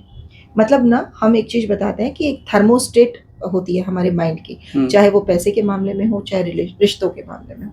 जैसे कोई इंसान जो जिंदगी भर 10,000 रुपये महीने की कमाई किया है, उसको यदि हम अचानक से बोलेंगे कि कल से तू 1 करोड़ का मैनिफेस्टेशन कर ले, 1 करोड़ रुपये महीने मुझे मिल रहे हैं, वो नहीं कर पाएगा क्योंकि उसका थर्मोस्टेट सेट है 10,000 पे। तो जैसे आप फरारी भी चलाओगे ना, फरारी जैसी गाड़ी भी आप 1 नंबर गियर से 5 नंबर गियर पे नहीं डाल सकते हो। कोई ऐसी गाड़ी नहीं बनी ना जिसमें आप सीधे 1 के बाद आपको 2, 2 से 3, 4 करके 5 में डालते हो ना, 1 से 5 में नहीं डालते हो। तो सेम ऐसी चीज होती है आप मैनिफेस्टेशन में भी, जिसका थर्मोस्टेट 10,000 पे सेट है, उसको यदि 1 करोड़ का मैनिफेस्टेशन कराओगे, पानी में डाल दो, अफर्मेशन किसी भी चीज में डाल दो, उसका ब्रेन रिजेक्ट कर देगा उसको, कि बोलेगा अरे भाई क्या बेवकूफ़ी है, तो तूने देखे भी है क्या कभी 1 करोड़ जो तू कमा लेगा। तो इसके लिए ये कहा जाता है कि अपना थर्मोस्टेट को धीरे धीरे सेटल तरीके से सेट करते हैं। हम लोग इस सबके पूरे हैंड होल्डिंग टेक्निक सिखाते हैं कि कैसे स्टेप बाय स्टेप ट्रेनिंग करनी है, कैसे आप इसके बाद ये लोग क्या मिस्टेक करते हैं, इधर उधर सुना और एकदम अफर्मेशन करना शुरू कर दिया, 2 बार रिजेक्शन हुआ कि भाई अब तो नहीं हो रहा है, कुछ काम नहीं करता है, सब फालतू की बात है। तो ऐसा नहीं है, हर चीज का एक प्रोसेस। इस चीज का मैं अपने लाइफ के साथ एक एक्सपीरियंस आपके साथ शेयर करना चाहता हूँ। जैसे कि मैं पहले अकेले स्टार्ट किया, अपना चैनल को स्टार्ट किया। इससे पहले मीडिया लाइन में था, हूँ भी, अपने चैनल स्टार्ट किए। उस चैनल में पहले एक अकेला इंसान मैं था, मेरे साथ और एक इंसान था, 2 लोग मिलकर हमने स्टार्ट किया। फिर हमको लगा कि हम कैसे इसको और बड़ा कर सकते हैं। डिस्कस किए, बोले चलो लोगों को जोड़ना स्टार्ट करते हैं, काम को बढ़ाते हैं, ऑटोमेटिक बढ़ना स्टार्ट हो जाएगा। हमें तब तक पता नहीं था कि सैलरी कैसे देंगे, कैसे लोगों को मैनेज करेंगे, किस तरीके से होगा, बट हमने लोगों को जोड़ना स्टार्ट किया। जब से लोगों को जोड़ना स्टार्ट किया, लोग काम बढ़ा, हमारी एडिटिंग टीम बढ़ी, हमारे एंकरिंग टीम बढ़ी, हमारे राइटिंग टीम, सब कुछ बढ़ते गया। और उनका सैलरी वगैरह कैसे आएगा धीरे धीरे वो भी ऑटोमेटिक आते गया। मतलब हमको मिलता गया कि हाँ इधर से एडवर्टाइजमेंट आ रहा है, उधर से कुछ पैसे आ रहे हैं, उधर से आ रहे हैं, वो पैसा उधर चले जाएगा। तो ऐसे करते करते मैंने खुद भी एक चीज देखा कि मैं खुद को बोला कि मैं कार में ही घूमूंगा, मुझे बाइक स्कूटी में नहीं घूमना है। अब कार के लिए तो पेट्रोल चाहिए आपको, कंटिन्यू आप ट्रैवल करते हो, मिनिमम आपको एक तो अमाउंट चाहिए होता है। तो उसके लिए भी ऑटोमेटिक मैंने खुद को डिसाइड किया कि मैं कार में ही घूमूंगा। तो उसके लिए ऑटोमेटिक मेरे पास हर महीने या हर दिन मेरे पास वो चीज आ जाता है। और अभी भी जैसे कि मैं चाहता हूँ कि मेरे पास और मुझे मॉडल्स चाहिए, मुझे और टीम में जोड़ने के लिए बहुत सारे लोग चाहिए। सैलरी हमको पता है कि हम मेरे पास अभी 27 स्टाफ्स काम कर रहे हैं, टीम मेंबर्स मिलकर काम कर रहे हैं, उनको मुझे 2 लाख रुपए सैलरी देना है। बट मैं चाह रहा हूँ कि और 5 लोग आ जाएं। हालांकि मुझे कलेक्शन उतना आ रहा होगा, लेकिन और 5 लोग आ जाए उसको भी मैं पे कर दूंगा। तो ऑटोमेटिक पैसा आ जाता है। मतलब ये आपका माइंड ऑटोमेटिक उस जगह पे रिफ्लेक्ट करता है कि नहीं भाई, आप जो सोच रहे हो, आपके पॉजिटिव थिंकिंग, वो ऑटोमेटिक आपकी चीजों को एनहांस करते जाती है। यही तो है मैनिफेस्टेशन। कि बस आपको जो चाहिए, आपने यूनिवर्स को बोल दिया मुझे ये चाहिए। जैसे आपने बोला कि मुझे कार में ही घूमना है, या मुझे ये पॉडकास्ट स्टूडियो बनाना है, या जो भी चीज, आपने यूनिवर्स पे वो चीज दे दिया और उसके बाद फेथ कर लिया कि भाई तू तो मुझे देगा ही। आपने छोड़ दिया, अब तू कैसे देगा वो तेरी जिम्मेदारी है, उसमें दिमाग नहीं लगाया। बस यही करना है, फेथ करना है, सरेंडर कर देना है, बहुत स्ट्रॉन्ग इमोशन के साथ मांगना है। मुझे चाहिए मतलब चाहिए, वो स्ट्रॉन्ग इमोशन के साथ मांगना है, डेस्परेशन नहीं। स्ट्रॉन्ग इमोशन और डेस्परेशन में फर्क है। डेस्परेशन में जब आप आते हो तो आप डेस्परेट होते, कब मिलेगा यार, कब मिलेगा यार, मैंने तो सुना था इतने दिन में हो जाता है, कितने दिन में। वो नहीं, वो बहुत सारी सिचुएशंस पे, बहुत सारे फैक्टर पे डिपेंड करता है। तो वो नहीं करना है। आप बहुत प्यार से, बहुत शिद्दत से कुछ चीज को चाहते हो और फिर पूरी कायनात उसे जुटाने में आपकी मदद करती है, और ये करती ही है। आप किसी भी सक्सेसफुल इंसान से पूछ लो, तो ये तो आप तो खुद ही एक्सपीरियंस कर रहे हो। तो ये होता ही है। बट कभी कभी मनीषा जी ऐसे होता है लोगों के साथ में। सपोज मान लीजिए मेरा एक दोस्त है, उसको मैंने वो मुझसे 10 लाख रुपए लिया, वो पैसे रिटर्न नहीं कर रहे हैं। लेकिन स्ट्रेस होता है हर दिन। हाँ। उस स्ट्रेस से हम कैसे निकल सकते हैं? क्योंकि आप जितना भी बोलो कि भाई तू स्ट्रेस क्यों ले रहा है, ठीक है ना, दे देगा दे देगा दे देगा, इतना पॉजिटिव रखो, फिर भी वो नहीं देता है। और यहाँ तक कि 5 साल 10 साल भी हो जाते हैं लेकिन पैसा आता ही नहीं है। उस चीजों से हम कैसे खुद को निकाल सकते हैं? क्योंकि 10 लाख रुपए एक बड़ा अमाउंट होता है, इंसान मजबूरी में किसी को दिए रहता है, और इस चीज का स्ट्रेस लोगों से जल्दी निकलता ही नहीं है। देखिए, उस जगह कैसे डील करना मैं चाहिए? आपको बता रही हूँ, उसमें हम लोग 2-3 चीज़ें बोलते हैं। पहली बात कि एक बहुत अजीब सा एग्जाम्पल हम देते हैं कि जैसे आपके घर में यदि कोई छोटी बच्ची है ना, आप उसको कितने प्यार से कितने शिद्दत से रखते हो। आप उसको यदि कहीं जा रहे हो 2 दिन के लिए बाहर, तो क्या आप किसी अनजान आदमी के पास छोड़ दोगे क्या कि भाई इसको रख, मैं 2 दिन में घूम के आ रहा हूँ? नहीं छोड़ोगे। नहीं। आप कैसे भी मैनेज करोगे, भले ही आपको पता है कि इस ट्रैवलिंग में वो परेशान होगी Yes, या yes. कुछ भी, है ना। या कोई कितनी भी जिद कर ले कि यार तेरी बच्ची बहुत प्यारी है, मैं थोड़ी देर रख लूँ क्या, आप छोड़ोगे क्या? 1 घंटा भी नहीं छोड़ोगे। मतलब आपको पता है, हर इंसान को पता है कि मुझे चाहे कितनी भी प्रॉब्लम हो, मैं इसे कैसे सहेज के रखने वाला हूँ। हर लड़की का माँ या बाप जो भी है, वो उसको कैसे सेफ्टी से रखता है।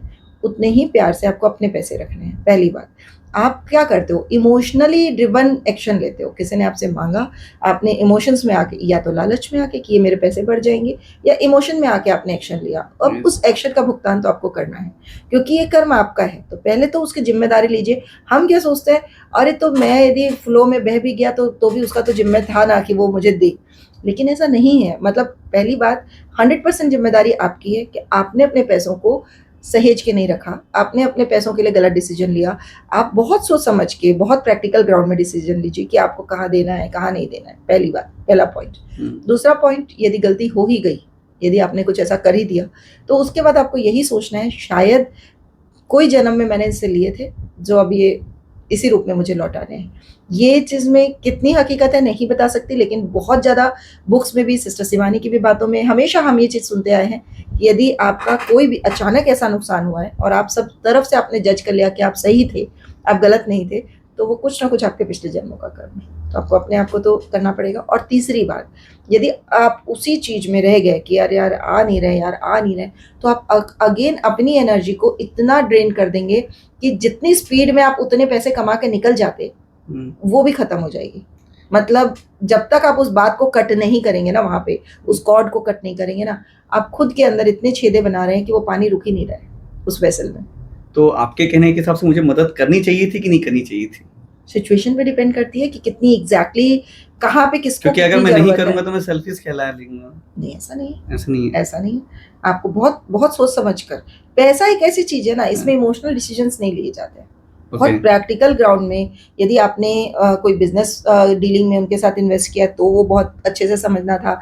यदि आपने किसी को ऐसे हेल्प की है कि भाई मैं ये तुझे देता हूँ, जब तेरे पास होंगे तब दे देना, तो वैसे भी आप भूल जाने वाले। वो एक हेल्प होती है दान की तरह से, कि भाई आप इतने वेल टू डू फैमिली से हैं कि आपने अपने किसी फ्रेंड को किसी मुसीबत के समय में दे दिया, तो वो फिर आप वापस भी आने का उम्मीद नहीं कर सकते हो। क्योंकि कहीं ना कहीं आपका कोई स्वार्थ जुड़ा था ना जब आपने दिया। आज आप भले डिनाई कर जाओ कि नहीं मैंने तो बस ऐसे ही दे दिया था, आपका स्वार्थ था कि मुझे ब्याज में मिलेंगे, वापस इसके साथ आएंगे, ऐसा होगा। तो आपको देखना पड़ेगा।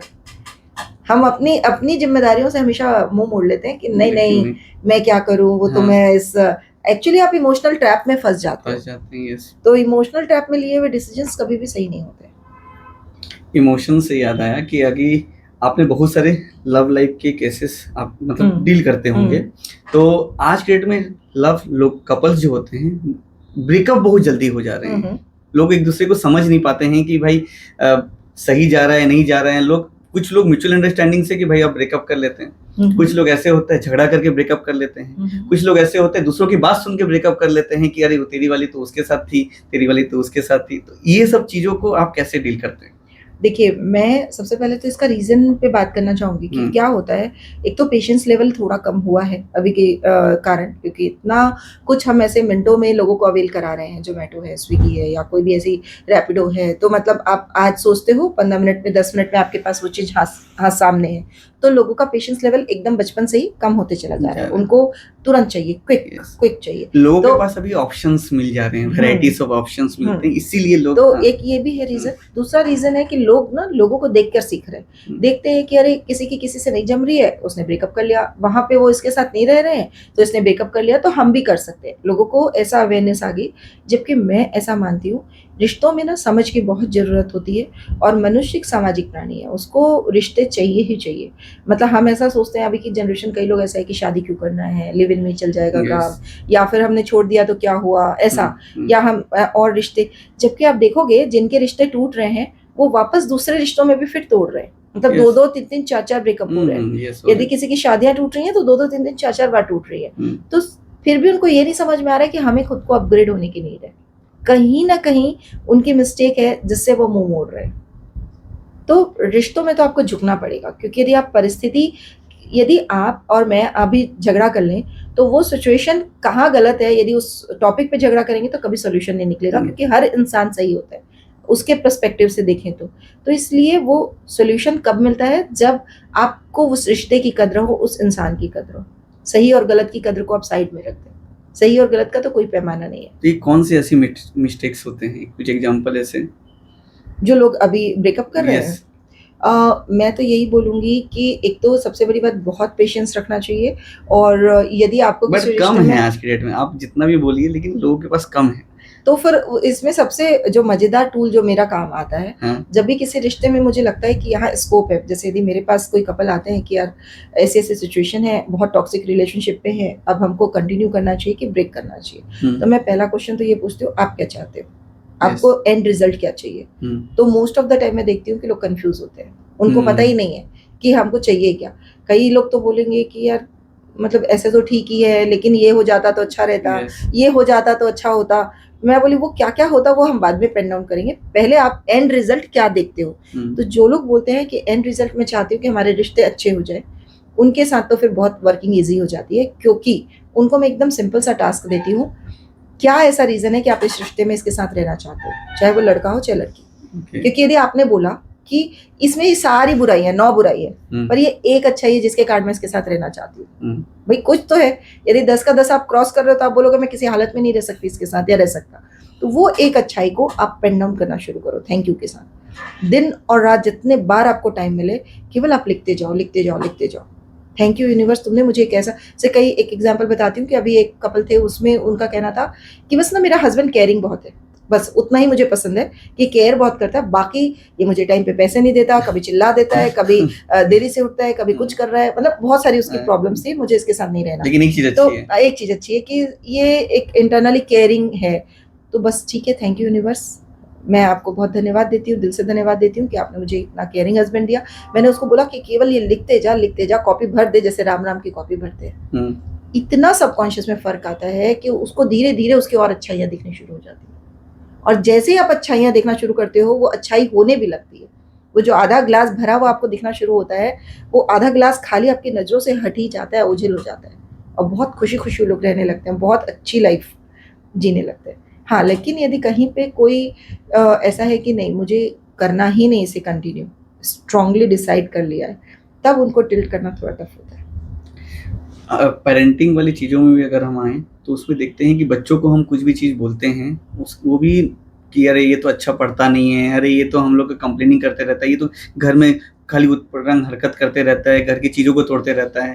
तो इन सब चीज़ों से बच्चे के दिमाग में क्या फ़र्क पड़ता है? बहुत ज़्यादा फ़र्क पड़ता है। इनफैक्ट यदि मैं बोलूँ 0 से 7 साल की एज तक बच्चा केवल अपने माँ-बाप क्या बोल रहे हैं, उसके बेस पे अपनी आइडेंटिटी डिसाइड करता है। उसे खुद नहीं पता कि वो कैसा है। यदि कोई बार-बार बोल रहा है मेरा बच्चा तो बहुत चिड़चिड़ा है, मेरा तो ये खाना नहीं खाता, मेरा तो ये गुस्सा करता है, तो वो बच्चा अपने आप को समझ लेता है कि हाँ, मैं तो खाना नहीं खाता हूँ, मैं तो गुस्सा बहुत करता हूँ, मैं तो बहुत ज़िद्दी हूँ, मैं तो बहुत ऐसा हूँ। तो ये इतनी बड़ी मिस्टेक है कि हम जाने-अनजाने में अपने फ्रेंड्स को बताते रहते हैं, ये ऐसा करता है, ये ऐसा करता है, ये ऐसा करती है, और वो बच्चा ऑब्जर्व करता रहता है। तो भूल से भी ये चीज़ें उसके सामने मत निकालिए। इनफैक्ट वो जैसा है एज़ इट इज़ उसे एक्सेप्ट कीजिए, उसको स्माइल के साथ, बच्चा है वो सब कुछ सीख जाएगा। हम सोचते हैं हमने इसे चलना सिखाया, मैंने इसे लिखना सिखाया, मैंने इसे, आप मुझे बताओ जिनके माँ-बाप नहीं है, क्या वो बच्चे चलना नहीं सीखते? क्या वो बच्चे लिखना नहीं सीखते? हम कितना छोटे से बच्चे को पैरट के जैसे कि आंटी को वो पोएम सुनाओ, उसको ये सुनाओ, मैंने सिखाया, मैंने किया, मैंने ये, आप नहीं, इस वो यूनिवर्स है जो सिखा रहा है। आप थोड़ा-सा पहले करके उसका क्रेडिट लेना चाहते हो। तो मेरा कहना है कि बच्चों के सामने तो नेगेटिव कभी मत बोलो, बिल्कुल भी ना मतलब आप करो, क्योंकि वो आपका मिरर इफेक्ट होते हैं। आज यदि मैं जो देखते हैं वो सीखते हैं। वो सीखते हैं, तो उनका कॉन्फिडेंस लेवल यदि आपको हाई करना है तो आपको तो बिल्कुल भी बच्चों के सामने आप जैसा चाहते हो मेरे बच्चे बने वैसे ही रहो। लोग अपना नहीं पाते हैं, कुछ कुछ चीज़ें ऐसी होती हैं, और हमेशा ऐसा होता है कि लोग नई चीज़ें आती हैं तो पुरानी चीज़ों से मूव नहीं कर पाते हैं। उसको कैसे देखते हैं? ये तो प्रोग्रेसिव एटीट्यूड है जो खुद से अडाप्ट करना चाहिए, क्योंकि यदि हम गो विद द फ्लो नहीं रहेंगे ना तो वो जो जनरेशन गैप वाली चीज़ें है ना वो आएंगी। मतलब जो बोलते हैं ना कि आजकल के जेनजी और Yes. हम जो ऐसे थे मिलेनियल्स, तो ये चीज़ें यदि इनको आपको मैच करनी है तो आपको प्रोग्रेसिव एटीट्यूड रखना पड़ेगा। और प्रोग्रेसिव एटीट्यूड की है वो है लर्निंग। आप हमेशा लर्निंग मोड में रहो। लर्निंग के लिए मैं तो बेस्ट बुक्स सजेस्ट करती हूँ, आप बुक्स पढ़ो। और यदि कोई बुक्स नहीं पढ़ता है तो वो अच्छे लोगों की संगत में रहे। अच्छे लोगों की संगत भी नहीं है यदि आपके शहर में आसपास, तो फिर आप कोई भी ऐसे टीवी मूवी या कोई भी ऐसी चीज़ों के साथ रहो जिसमें केवल और केवल पॉजिटिव बातें हैं, केवल और केवल प्रोग्रेसिव बातें हैं। क्योंकि अभी तो इतना ईजी है, आप खुद को पूरा टाइम अच्छी चीज़ें सुन सकते हो, अच्छी चीज़ें देख सकते हो। आपके पास चॉइस है। पहले वाला ज़माना नहीं है कि टीवी ऑन करेंगे जो दिखाएगा वही देखना है। अब Okay. तो आपके पास यूट्यूब में चॉइसेस है ना कि आप जो देखना चाहते हो आप पूरा टाइम वही देख सकते हो। मैं मनीषा जी आपके बारे में कोई स्टडी कर रहा था, पता चला कि आपके 2 बच्चे प्रेसिडेंशियल अवार्ड ले चुके हैं। आप एक बिजनेस वुमेन हो, सक्सेसफुल, फिर लाइक कुछ भी आप अच्छे तरीके से आपका चल रहा है, आपके फॉलोअर्स अच्छे हैं, सब चीज़ अच्छा चल रहा है। तो ये सब चीज़ आपके माइंड का पॉजिटिविटी था कि इसमें आपका मतलब बच्चों से लेकर आपका भी बहुत सारा मेहनत रहा है? देखिए, जहाँ तक बच्चों की बात करेंगे, दोनों बच्चे राष्ट्रपति अवार्डी हैं। बाल शक्ति पुरस्कार ये एक ऐसा पुरस्कार है, बहुत ही रेयर बच्चों को मिलता है। उसमें से मेरे ही है, दोनों बच्चों को मिला। एक को 2020 में मिला और एक को मतलब 23 में मिला। तो ये चीज़ ऐसा है कि वो तो बच्चों का कैलिबर था, वो पढ़ने में अच्छे थे। लेकिन हाँ, नहीं, लोगों को पेरेंटिंग एक भी नहीं मिलता है, आपके दोनों बच्चों को मिला दोनों है। बच्चों को मिला है। पेरेंटिंग की यदि मैं बात करूं तो मेरे पेरेंट्स खुद उन्होंने बहुत अच्छी पेरेंटिंग दी हम भाई बहनों को, हम 4 भाई बहनों को। उन्होंने इतना कॉन्फिडेंस डाला हम में। पापा कभी भी ये नहीं सुनना पसंद करते थे कि मेरी बेटी कहीं से भी कमजोर है। मतलब कोई यदि कुछ बोल दे तो वो उसको चुप बिठा देते थे। टीचर्स की भी मीटिंग में यदि जाते थे तो वो मतलब मेरा रिजल्ट लेने जाते थे, रसगुल्ला का डब्बा साथ में लेके जाते थे। उनको ये कॉन्फिडेंस था कि ये टॉप ही करेगी। रिजल्ट अभी डिक्लेयर नहीं हुआ है तो मैं बचपन से ये देखती आई थी कि कैसे इतने कॉन्फिडेंट रह सकते हैं। मतलब रिजल्ट डे वाले दिन वो पहले मिठाई की दुकान में जाते, रसगुल्ला का डब्बा लेते, उसके बाद स्कूल में एंटर करते थे। मुझे इतनी शर्म आती थी, यदि आज मैं सेकंड पोजीशन में आ गई आज तो क्या होगा, लेकिन उनका कॉन्फिडेंस ऐसा था कि मैं हमेशा टॉप करती रही। तो उस समय मुझे ये चीज़ समझ में आई कि ये तो बहुत ज़बरदस्त साइकोलॉजी वाली चीज़ है। तो मैंने ये गेम अपने बच्चों के साथ भी खेला। मैं भी जब उनके पेरेंट्स टीचर मीटिंग में जाती थी और जब पेरेंट्स टीचर मीटिंग में टीचर्स कहते थे आपका बच्चे मेरा बड़ा वाला बेटा पूरे बी को डी लिखता था, उसकी कॉपी लाल होती थी। टीचर बोलती कि आप इसे थोड़ा करेक्शन करो, मैं बोलती थी कि मैम आप निश्चिंत रहो, ये बहुत आगे बढ़ेगा। आप मुझे बताओ कि अभी नेक्स्ट क्या करिकुलम एक्टिविटीज़ है, इसको कैसे करना है, ये इस चीज़ में अच्छा। मतलब उसकी केवल अच्छी बातों पे डिस्कस करती थी। कई बार तो मेरे आसपास जो फ्रेंड्स मेरे साथ जाती थी वो इरिटेट होकर वापस आ जाती, मनीषा तुम सुनती ही नहीं हो, टीचर कितनी तुम्हारी बेटे की खराब चीज़ें बता रही थी, तुम तो सुनने के लिए रेडी नहीं थी। और मैंने वो चश्मा ही पहन के रखा था कि मुझे सुनना ही नहीं है। मेरे दोनों बच्चे तो बेस्ट है और मैंने बचपन से वही चश्मे के साथ मैं उनकी परवरिश की और मैंने देखा कि वो चीज़ें होती भी गई टाइम के साथ साथ। वो जितने फॉल्ट्स थे वो अपने आप कहाँ चले गए, वैनिश हो गए। मैं नहीं बोलती कि वो बचपन से परफेक्ट थे, कोई टॉपर नहीं थे, कोई बहुत हर चीज़ में परफेक्ट नहीं थे, लेकिन वो धीरे धीरे धीरे डिसॉल्व होते गए क्योंकि वो सेल्फ कॉन्फिडेंस जिस लेवल तक रेज हुआ उनका, तो वो आज इतना सक्सेसफुली बड़ा वाला बेटा ग्रीस में अपना बिजनेस कर रहा है, छोटा लंदन इंपीरियल कॉलेज में अपनी पढ़ाई कर रहा है कंप्लीट। तो बहुत अलग लेवल पे वो गए और उस चीज़ को फिर मैंने देखा कि ये तो बहुत अच्छी चीज़ है जो मेरे पेरेंट्स ने मुझे सिखाई थी और मैंने इन पे इम्प्लीमेंट की। तो मैं अभी लोगों को सिखा रही हूँ कि कितने इजी तरीके से हम बच्चों की तो आपके कहने के हिसाब से प्रॉब्लम्स को इग्नोर करना चाहिए कि क्या? यस, आप उस जिस चीज पे आप अपना एनर्जी डालेंगे वही मल्टीप्लाई होगी, मैग्नीफाई होगी। प्रॉब्लम्स पे आप एनर्जी मत डालो, सॉल्यूशन पे एनर्जी डालो। टीचर ने यदि बोला ये बी को डी लिख रहा है, इसकी कॉपी में रेड है, मैंने प्रॉब्लम सुन लिया ना, उतना काफी है। मुझे उसको रिसाइट नहीं करवाना है बार बार, ना ही बच्चे के सामने ना कुछ। अब मेरा काम है कि मैं उसको कैसे सिखाऊंगी, वो चुपचाप नजरों में समझ में आनी चाहिए कहाँ मिस्टेक है और कहाँ करेक्शन करनी है। सॉल्व कैसे करना चाहिए?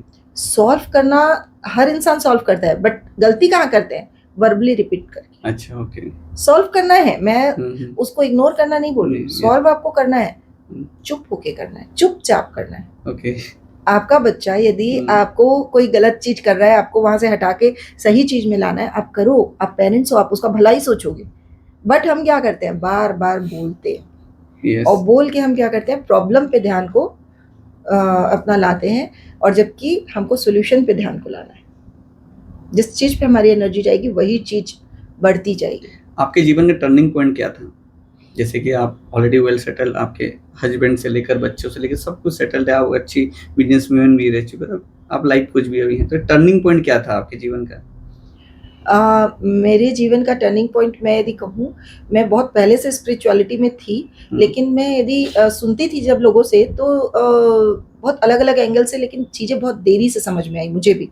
यदि मैं सोचूं तो मैं यदि 18-19 साल की एज से सब कुछ सुन रही थी, सीख रही थी, बट सीखते सीखते मुझे 25 से 26 साल की एज तक तो मैं मतलब काफ़ी गलतियां कर चुकी थी, जो मेरे को लगा कि यार ये बाद में समझ में आई कि ये सब तो नहीं करनी अभी चाहिए आपने थी। कहा आपके अंदर गुस्सा बहुत आता था, हाँ। तो गुस्से वाली मनीषा कब तक थी, किस एज तक थी?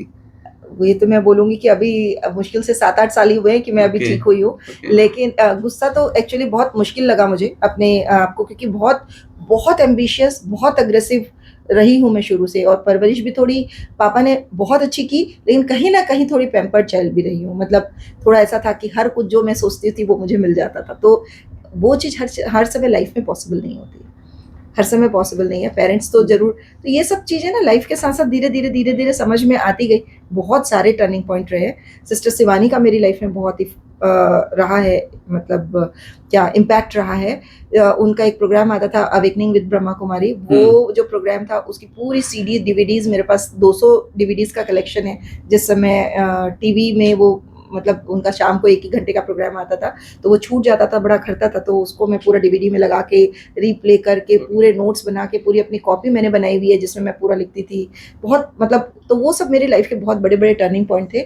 जब मैं कभी भी ऊपर नीचे हो रही थी लाइफ के टर्बुलेंस में, तो वो मेरे को बहुत स्ट्रेंथ दे रहा था, बहुत स्ट्रेंथ दे रहा था। आज जब पीछे मुड़ के देखते हो तो मुझे लगता है कि शायद वही मेरा मेजर टर्निंग पॉइंट था। हमारी ऑडियंस को अगर आप बताना चाहेंगे, मैं पूछना चाहूँगा, ऑडियंस के भी बहुत सारे सवाल है, इंस्टेंट स्ट्रेस रिलीफ कैसे किया जा सके, गुस्सा को कम कैसे किया जा सकता है? मैं कहूँगी सबसे ज़्यादा तो डीप ब्रीदिंग, आप डीप ब्रीथ लो 3 बार, और एक हम लोग एनएलपी की टेक्निक सिखाते हैं मेंटल मूवी बनाना, कि मोस्ट ऑफ द टाइम जो भी एंकर है, जिस भी एक्सटर्नल सिचुएशन या पर्सन की वजह से आपको गुस्सा आ रहा है ना, वो ट्रिगर का काम कर रहे हैं आपके लिए। तो वो ट्रिगर को आप आइडेंटिफाई कीजिए कि क्या ट्रिगर है जिससे मुझे अक्सर ये चीज होती है कि, और उस ट्रिगर को आप जब मेडिटेटिव मोड में बैठते हो, डेली आपको मेडिटेशन करना है 10 मिनट का, उस समय आप अपने आँख के सामने इमेज बनाइए, वो ट्रिगर आया और आपका रिस्पांस बहुत कूल था, बहुत काम था, आप बहुत शांति से उस सिचुएशन को हैंडल कर रहे हो।